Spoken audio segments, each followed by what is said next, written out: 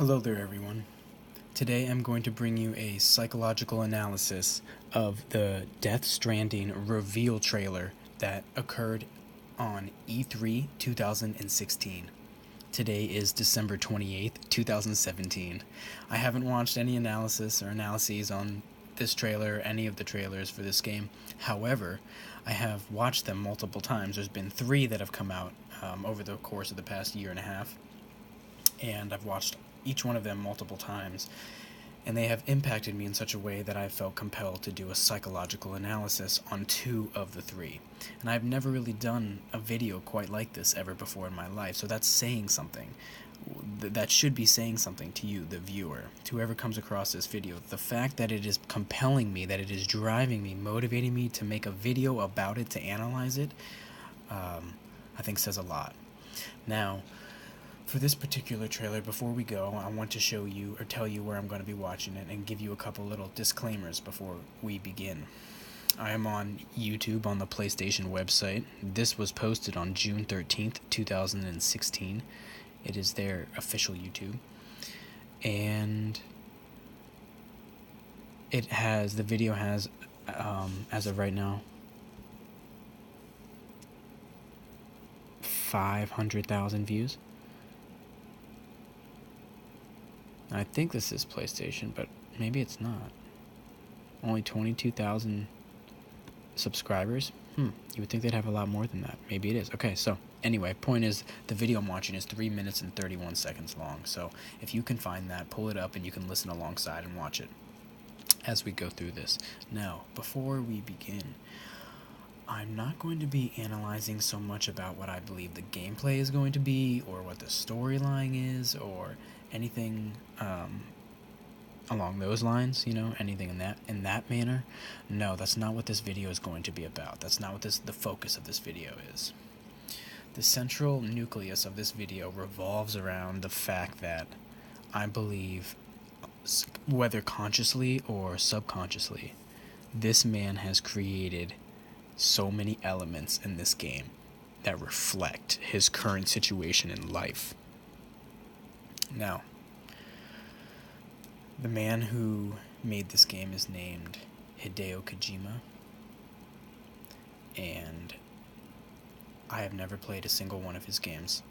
He always made PlayStation games, and I never really owned a PlayStation. Not by my own accord, it just didn't really happen. I always had Nintendo or Xbox around.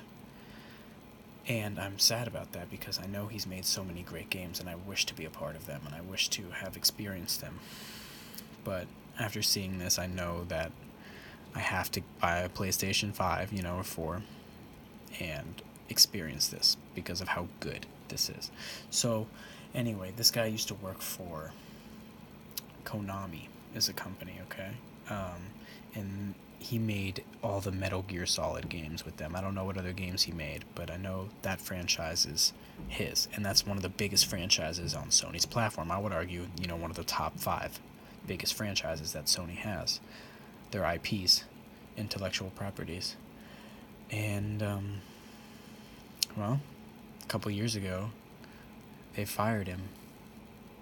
He was nothing but their best, guaranteed their best employee, and they fired him. They tried to destroy him. We're not exactly sure why. Probably because, it's all money, but, I don't know exactly all the little logistics, the reasons why, but I'm guessing they thought they could take him, kick him out, take his property, take Metal Gear Solid, because they own the rights now. They own the IP, you understand? They own his games now, because they are the publisher. And they fired him. So he was out on his own, and he had nothing. After all he did was create amazing pieces of art. I remember just seeing the videos of Metal Gear Solid, just trailers, and how long they were and how amazing. And it always made me so mad because 2 reasons. 1, I never got to play them. And 2, I never got anything like that for the games that I wanted. The games that I wanted to play, never got that kind of treatment with all the trailers and things like that. They got, it just made me so sad, like Zeldas and Marios. Halo, you barely hear about these games for years, right? But the Metal Gear's always got like 10-minute long trailers and 20-minute videos and stuff, and I was like, wow. So they fired him. They kicked him out. You know, like a family member. And he was out on his own.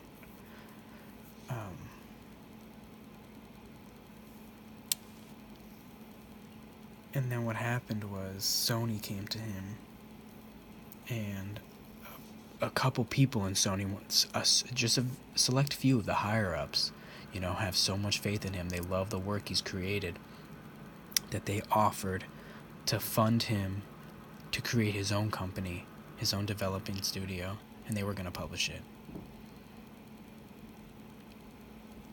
You know, and it shook me when I heard that news. I was so happy. It was the greatest thing that could have happened, because I could feel the love and support. There's a video online, I think his name is Andrew House, that you can see, where he extends the offer to Hideo Kojima, and he's speaking on behalf of Sony. He can speak Japanese so perfectly well, and he's speaking on behalf of Sony, saying how we're going to support you in any way you need to create the best work that you can. And it was just one of the best videos ever.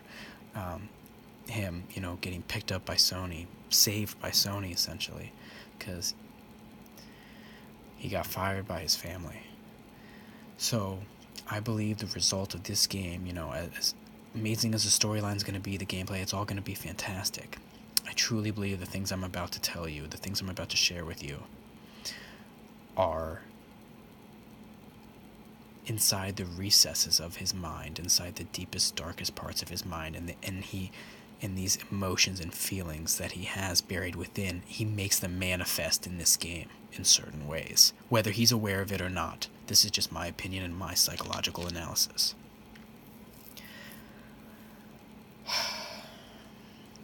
And just to give you a background on myself quickly, because I don't believe that anybody should be doing these things, at least not too seriously, unless you have somewhat of a degree, you know, some level of education behind you. I graduated from a great university in the United States with a Bachelor of Science in Psychology. My GPA was a 3.82 out of 4.0, and my major GPA, all of my psychology courses, everything that has to do with the brain, everything has to do with the mind, everything has to do with human behavior and animal behavior, my overall GPA was a 3.96 out of 4.0. It was almost perfection. And I've done research at 3 universities and published a single paper as of right now, with another paper, research journal article, peer-reviewed journal article, that is being submitted for review. So I know a little bit of what I'm talking about when it comes to analysis. And I also work as a... Never mind, actually. Alright, here we go. So, we're starting the video at 00. The video is 3 minutes and 31 seconds long. We are going to be pausing it multiple times throughout. I will just tell you when I pause it. And, here we go. 3, 2, 1, begin.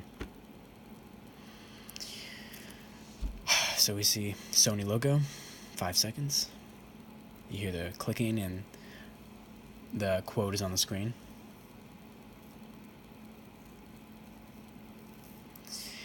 Hold infinity in the palm of your hand. So, everything in this trailer I think is significant. The music, from the lyrics, you know, to the lighting, to the environment. So the first thing we can do is we can pause right here at about 37 seconds. Pause. And you will notice there are a bunch of crabs, a bunch of sea creatures that are just dead, you know, all over the ground of the beach. Okay, so that's something that you need to keep in mind, is that everything around this area in general has perished for one reason or another. And it's not like they got destroyed, you know, it doesn't look like they got absolutely annihilated by an explosion or something. It's almost like it's a sinister, subtle type of death, something that we can't see, some kind of darkness, some kind of danger. Okay, clip starting. Okay. And then the lyrics are coming. Now, you see the invisible footprints Faintly I'll go, okay? Let's pause it right here at 55. It says, faintly I'll go. I think that's representing, and you see a person laying down on the beach, by the way, who has no clothes on. I think that's representing himself. This is Hideo Kojima. That is him on the beach. And it's saying, faintly he'll go. Like, he is destroyed right now. He has nothing. And he is going to continue moving forward with what little energy he has left. Okay? Begin.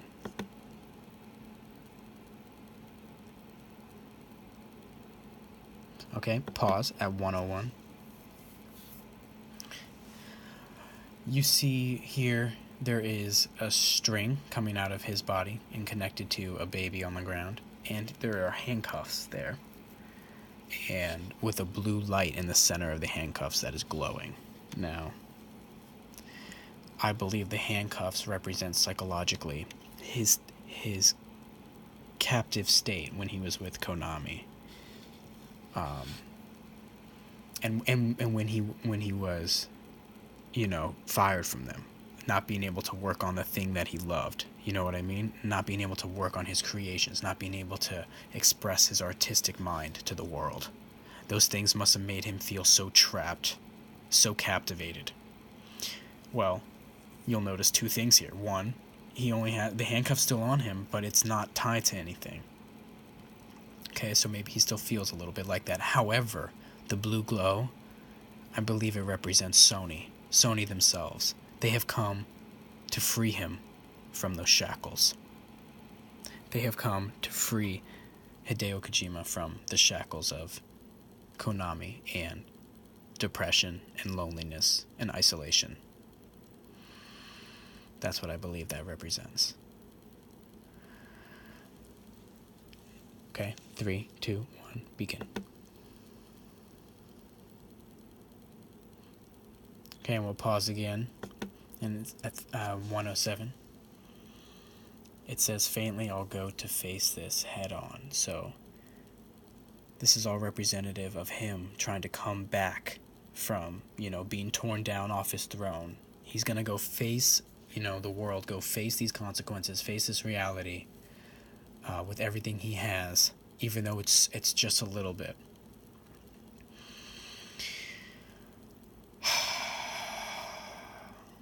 Okay, here we go. 3, 2, 1, go. And this is sad. Okay, pause it. 115. Or 117. It says, soon I'll come around, lost but never found, as he picks up the baby and he begins to cry. So I believe the baby represents all of his creative ideas. I believe the baby represents all the games he has made, he is making, and he wants to make in life. In this life. And he's connected to the baby in every way. That's why it's tied directly to his stomach. And you will see later that there's a scar there, as if the baby grew inside him, as if it came out of him, and, he gave birth to it.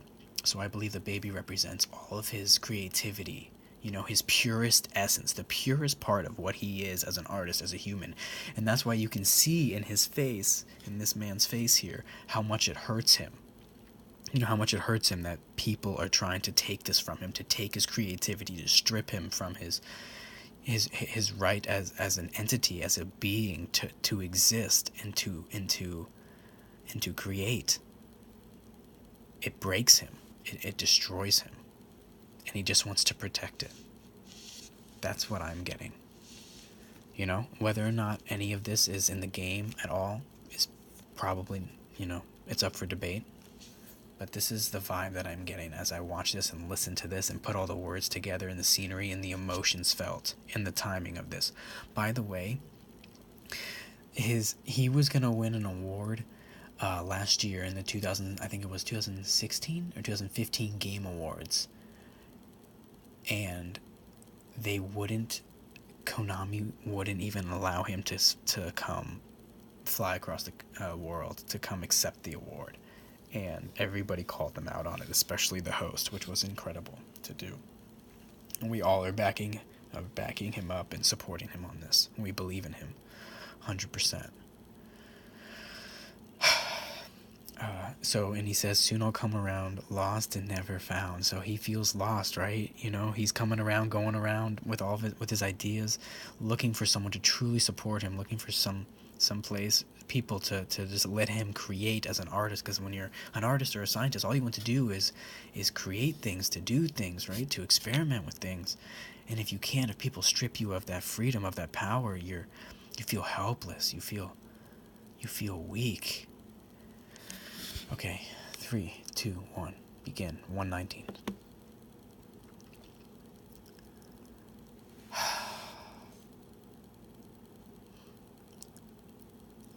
He just wants to be able to be close to his creation. Okay, and pause at 135. It says seen but never heard, right? The lyrics are still tied in. You know, he's seen, Hideo's seen, but he's not heard. Like, people aren't listening to him. You know what I mean? His ideas. The big developer or the publishers. But hopefully that's all going to change, you know. And he's expressing this pain, this angst that he has through this game. Okay, 3, 2, 1, go. Pause. 140. It says buried underground, and you can see the black on his hands, and I believe that is, you know, the powers, like Konami, the people that try to control him, making him think that he has blood on his hands, like he's done terrible things.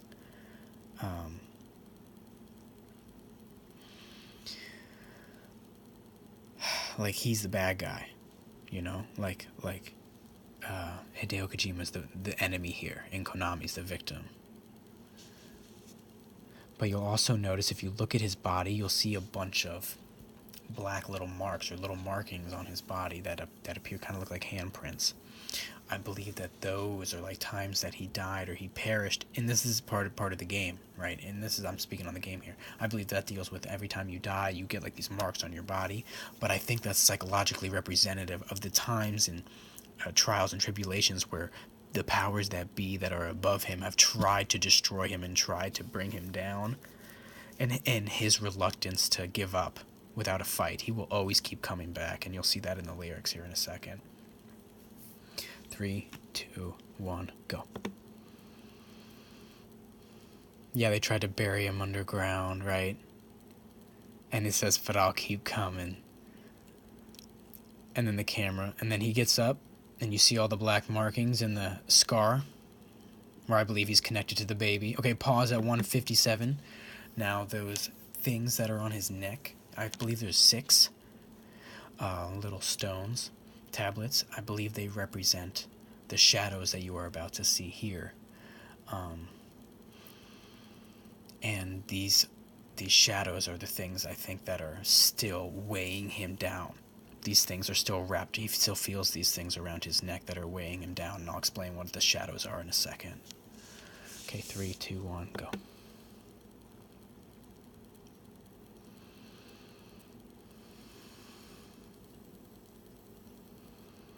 He's looking around.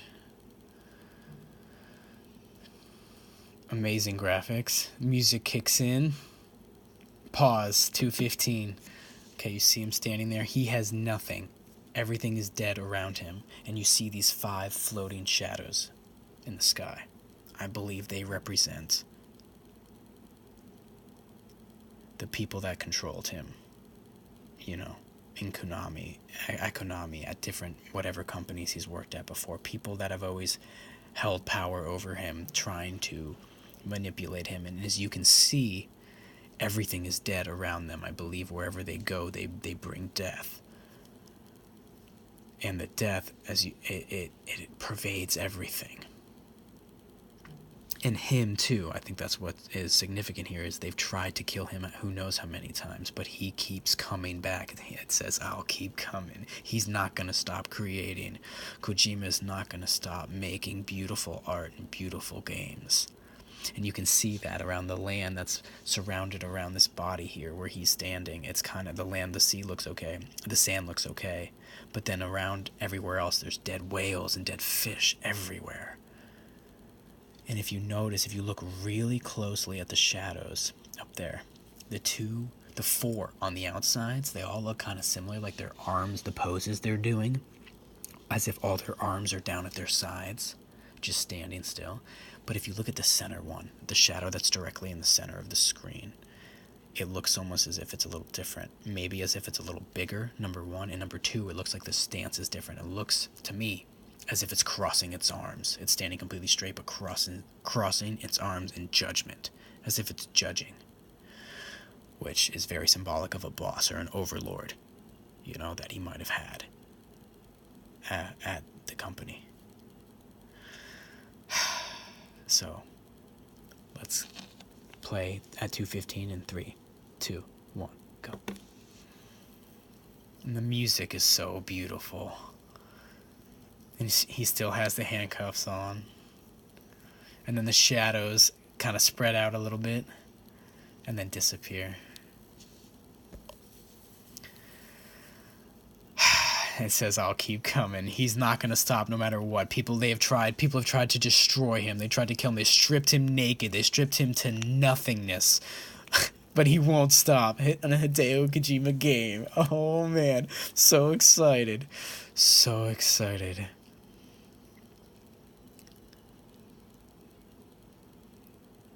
Death Stranding. Yes. Well, and then it fades out here, the music, and it turns into this, it sounds like robotic machinery, creatures and monsters all mixed together. Like I'm hearing monsters, maybe robotic monsters, machinery. I'm hearing all different types of things there. And then the Kojima logo. Oh, it's amazing. Kojima Productions. Greatness awaits. PlayStation. Well, everybody, that's it. I hope you enjoyed this psychological analysis. Once again, just to remind you, this was not supposed to be me analyzing the game and what the game's going to be about or anything like that. No, I just believe that these are different states that he was in mentally throughout the past couple of years, and he has subconsciously or consciously chosen to portray that through various emotions on the screen in this game. And I for one, am incredibly excited to experience this. When do I think it's going to come out? People are saying 2018. I have to laugh at that. I think late 2019, if not 2020, is when this game will come out. That's just my guess. Yeah. All right, everybody. Take care. I hope to read your discussions in the comments below. Please share this video. A lot of people just talk about the gameplay, of everything, and I like to get deep in the nitty-gritty of why things are the way they are. I have another video analyzing the 8-minute long trailer from the Game Awards, and that one I'm trying to get online. I have an audio clip of it, and I don't know how to put it on a video, how to make it a video to put it on YouTube. It's on my computer, but it's an audio file, and I can't upload that to YouTube. I have to turn it into a video, so I gotta figure out how to do that. Anyway, I will talk to you guys soon. Thanks for watching. Please leave a comment and a like. That would be much appreciated. Take care. I'll see you guys in the next one. I'm Mr. Infinity.